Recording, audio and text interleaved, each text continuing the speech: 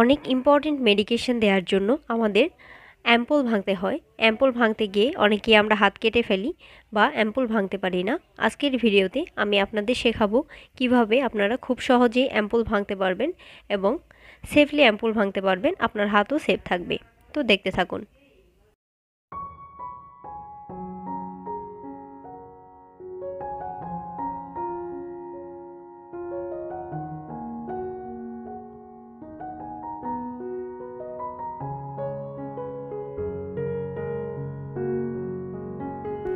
আপনি যদি এই টেকনিকটি অ্যাপ্লাই করতে চান তাহলে আগে থেকে সিরিঞ্জ থেকে নিডেলটি আলাদা করে নেবেন, তাহলে আপনার হাতে আর নিডেল প্রিক লাগার সম্ভাবনা থাকবে না।